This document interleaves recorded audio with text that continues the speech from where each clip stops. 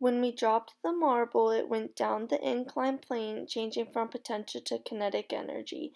Then, as it continued on in kinetic energy, the marble hit the flap on the wheel and axle, which was in potential energy.